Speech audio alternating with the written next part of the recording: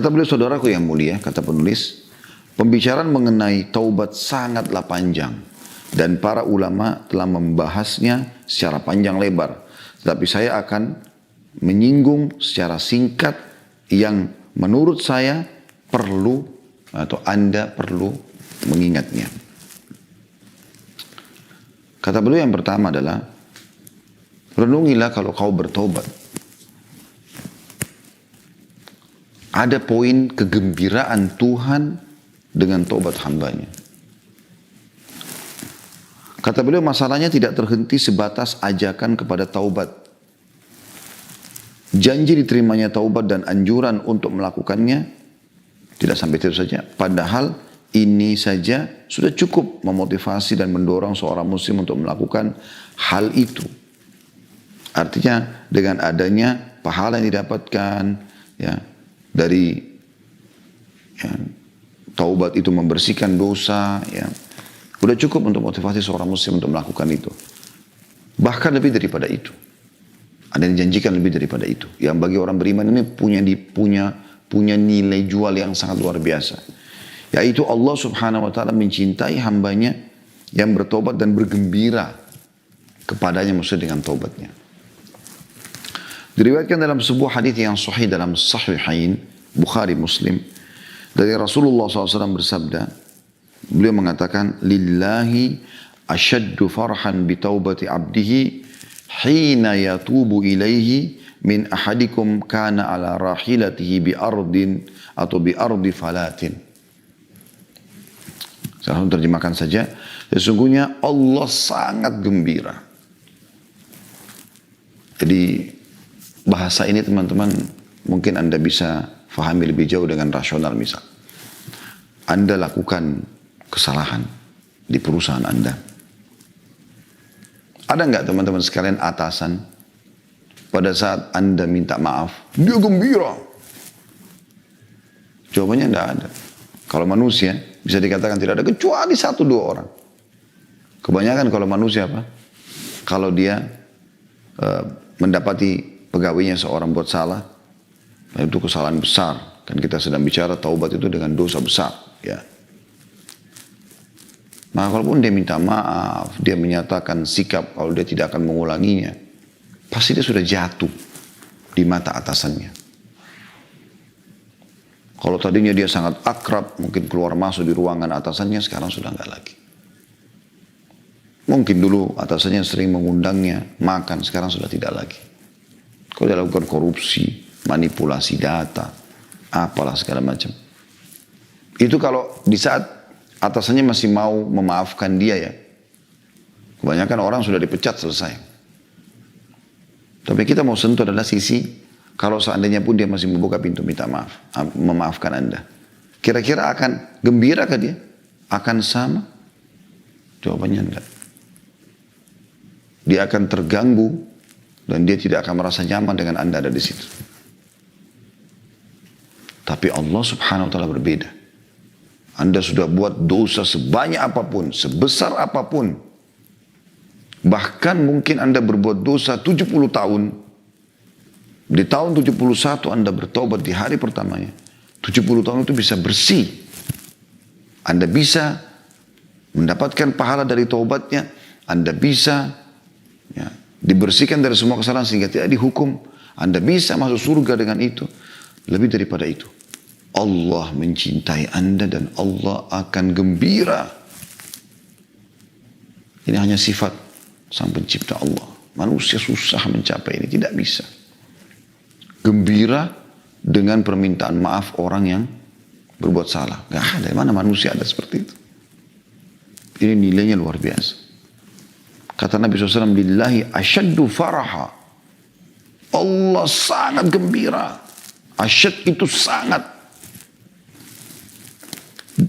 Bitaubati abdihi, dengan taubat hambanya. Hina yatubu ilaih, pada saat hamba itu taubat kepadanya, kembali kepadanya. Min ahadikum kana ala rahilati bi ardi falat. Dari seseorang antara kalian yang sedang jalan dengan tunggangannya. Ya. Di tunggangan itu semuanya ada barang-barang kebutuhan dia. di sebuah tanah yang tak bertuan. Padang pasir yang tidak ada kehidupan. Dia sendirian sama tunggangannya, sama untanya, dan situ ada bekalnya untuk dia bisa hidup. Famfalatat minhu wa 'alaiha ta'amuhu wa syarabuhu. Lalu tiba-tiba unta itu lari dari dia. Sementara di atas unta itu ada makanan, bekal makanannya dan minumannya. Semua perbekalan dia ada di situ. Ini di padang pasir tak bertuan. Anda bayangkan Anda berada di padang pasir, panas, luas, nggak ada kehidupan. Penuh dengan selain cuaca yang panas, tandus, binatang-binatang yang berbisa. Ular padang pasir, kalajengking, binatang-binatang buas yang lainnya. Fa'aisa minha fa'ata syajaratan fattaja'a fi dhilliha. Fa'aisa artinya dia putus asa. Karena dia sudah keliling-keliling nyari, nggak ketemu untanya tadi.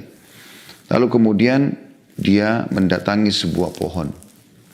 Dan dia tidur di bawah naungan pohon itu. Qad aisa min rahilatihi. Pada saat itu sudah putus asa benar dia dari unta atau tunggangannya tadi. Udah nggak ada nih. Anda bayangkan kalau Anda membawa semua bekal makanan minuman di padang pasir yang tandus, tidak bertuan, nggak ada manusia, penuh dengan binatang-binatang berbisa yang bisa mematikan. Dan tadinya Anda masih bisa selamat, sekarang sudah nggak bisa lagi, gitu kan? Nggak bisa Anda selamat. Maka apa yang terjadi? Seperti itu keadaannya.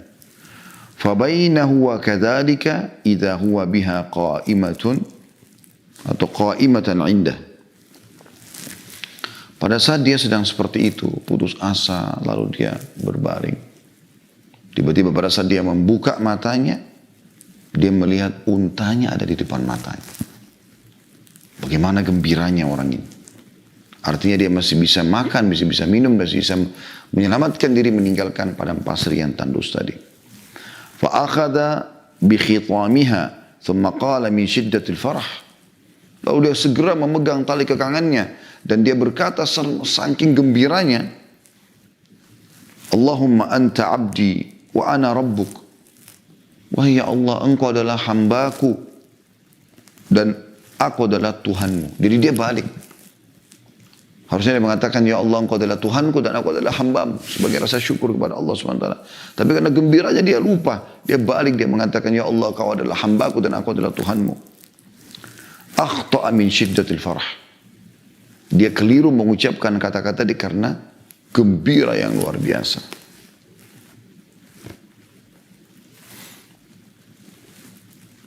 Hadis ini teman-teman diriwayatkan Bukhari nomor 6309 dan Muslim 2447 dari hadis Anas bin Malik radhiyallahu anhu, juga dari hadis Ibnu Mas'ud, Al-Bara' ibn Adib, An-Nu'man ibn Bashir radhiyallahu anhu ajma'in, dan juga Tirmidzi meriwayatkan dari hadis Abu Hurairah radhiyallahu anhu. Di hadis ini adalah hadis yang sahih. Kata penulis Al-Allama, maksudnya seorang yang alim, Ibnu Qayyim rahimahullah berkata, apa dugaanmu terhadap kekasihmu yang engkau cintai, yang ditawan oleh musuhmu, dan dia menghalangi antara engkau, maksudnya musuh menghalangi antara engkau dengannya. Jadi kita nggak bisa ketemu dengan seorang yang kita cintai karena ditawan oleh musuh. Sekian lama dia ditahan. Ya. Padahal engkau tahu bahwa musuh tersebut akan menimpakan siksa yang pedih dan memberikan berbagai bencana kepadanya. Kau tahu ini, dengan dia ditawan dia akan disiksa di sana. Sedangkan engkau ini lebih pantas bersamanya. Karena dia adalah tanamanmu dan hasil didikanmu. Sementara dia harusnya bersama dengan kamu. Karena kamu sudah menanamkan kepada dia beberapa hal ya, yang bisa menjadi hal yang membuat nyaman dari persahabatan tersebut. Ya. Kemudian tiba-tiba dia lepas dari musuhnya dan menemuimu tanpa pemberitahuan terlebih dahulu. Bukankah itu mengejutkanmu, kata beliau? Sementara dia berada di depan pintu rumahmu merayumu, meminta kerelaanmu, meminta tolong kepadamu, dan menyungkurkan wajahnya di depan pintumu.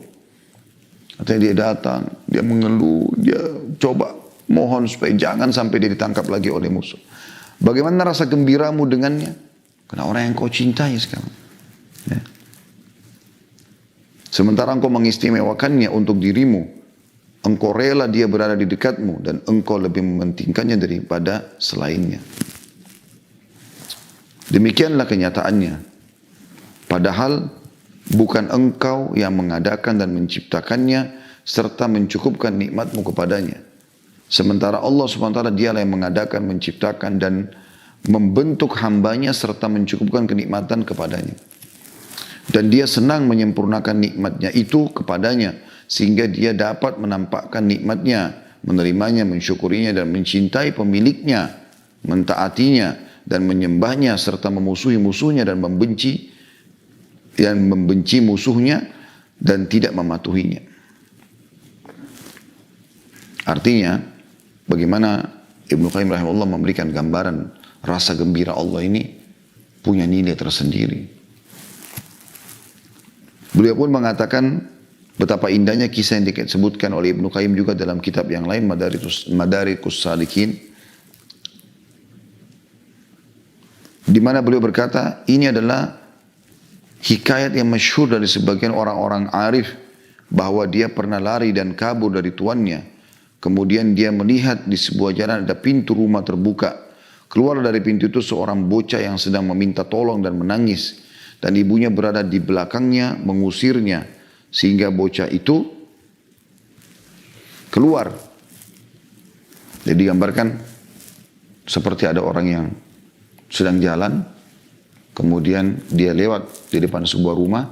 Ada seorang anak kecil yang lari keluar karena dikejar oleh ibunya yang sedang marah.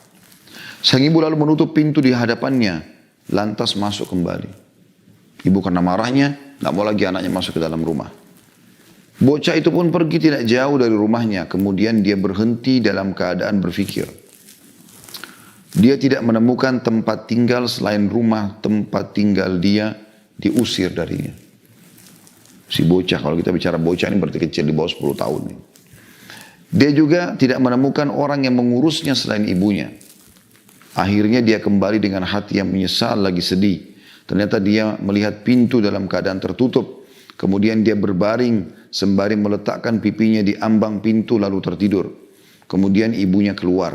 Dan ketika ibunya melihat si bocah dalam keadaan seperti itu, ibunya tidak dapat menahan diri untuk menghampirinya, dipeluknya anak itu dan diciumnya. Dia menangis seraya berkata, wahai anakku, kemana kamu pergi dariku? Siapakah yang merawatmu selainku?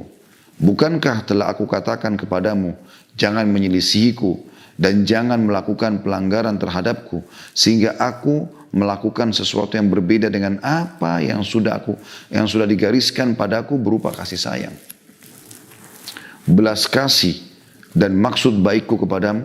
Kemudian sang ibu menggendongnya dan masuk ke dalam rumah. Kata beliau, renungkanlah perkataan sang ibu, jangan melakukan pelanggaran terhadapku sehingga aku melakukan sesuatu yang berbeda dengan apa yang sudah digariskan padaku berupa kasih sayang, belas kasih. Dan renungkan, pertemukan dengan sabda Nabi SAW, lillahi arhamu bi'ibadihi minal walidati biwaladiha. Ketahuilah Allah benar-benar lebih sayang kepada hamba-hambanya daripada rasa sayang seorang ibu kepada anaknya. Apakah artinya kasih sayang ibu dibandingkan kasih sayang Allah yang meliputi segala sesuatu? Jika seorang hamba membuatnya marah, membuat Allah marah karena bermaksiat kepadanya, berarti mengundang larinya rahmat Allah darinya, dari orang hamba tersebut. Jika dia bertobat kepadanya, maka berarti mengundang apa yang layak baginya dan pantas dia mendapatkan rahmat Allah. Ini adalah sekelumit kecil yang memberikan gambaran kepada Anda mengenai kegembiraan Allah terhadap taubat hambanya yang lebih besar daripada kegembiraan orang yang menemukan kendaraannya di tanah yang tandus setelah putus asa dan lain sebagainya yang tidak dapat dicakup oleh kata-kata dan tidak dapat dicapai oleh akal fikiran. Maknanya teman-teman sekalian, dan kita tutup dengan ini, kita akan coba buka pertanyaan setelah ini. Tentu materinya masih berlanjut ya. Kita sekarang berada di halaman 47, dan kita akan lanjut insya Allah di lanjutannya nanti di halaman 47. Ya. Nanti insya Allah teman-teman tim akan mengingatkan saya sampai di sini bahasannya. Teman-teman sekalian, yang kita perlu garis bawahi adalah contoh tadi yang disampaikan oleh Ibnu Qayyim rahimahullah. Coba lebih direnungi mendalam gitu. Bagaimana seseorang kalau lewat atau melewati sebuah rumah lalu melihat ada anak kecil. Anak kecil itu ribut buat masalah dengan ibunya lalu diusir dari rumah. Setelah itu anak tersebut jalan sambil bimbang. Dia tidak tahu harus kemana. Seperti itu anak kecil. Ini rasionalnya kalau seorang hamba melakukan dosa pada Tuhannya Allah SWT, maka Allah menjauhkan diri darinya. Di sini teman-teman, dia mau kemana di muka bumi ini? Bukankah Anda pernah rasakan kalau Anda berbuat dosa, Anda sumpek, ya? Anda suntuk, mau kemana Anda? Biar Anda ketemu dengan manusia yang paling Anda cintai, biar Anda disiapkan makanan favorit Anda, biar Anda berada di sebuah rumah yang seperti istana, biar Anda sedang mengendarai kendaraan yang bagus, gak bisa hilang sumpeknya. Gak bisa hilang sumpeknya. Solusi terbaik seperti Ibnu Qayyim sebutkan di sini. Maka si bocah tadi sadar ternyata gak ada tempat lain dia. Maka dia kembali ke rumah ibunya. Namun dia temukan pintu tertutup. Apa yang dia lakukan? Pergi lagi? Kalau manusia tadi bermaksiat lagi? Tidak. Yang dia lakukan, dia tidur di situ. Dia menunjukkan rasa penyesalannya. Dia mengetuk pintu supaya ibunya memaafkan. Akhirnya ibunya, kata Ibnu Qayyim, membuka pintu. Dan pada saat menemukan anak itu depan rumahnya, sebagai bentuk kasih sayang seorang ibu, maka dia akan memeluk anaknya. Dan dia mengatakan, "Kau mau lari kemana wahai anakku? Kau akan tinggal di mana? Siapa yang akan mengurusmu selain aku?" Lalu dia mengatakan, "Bukankah aku sudah ingatkan jangan menyelisihiku? Kalau hamba tadi, jangan bermaksiat kepadaku," kata Allah. Maka akan keluar keputusanku beda dengan apa yang sudah digariskan. Maksudnya aku sudah tentukan buat hambaku. Aku sayang hambaku.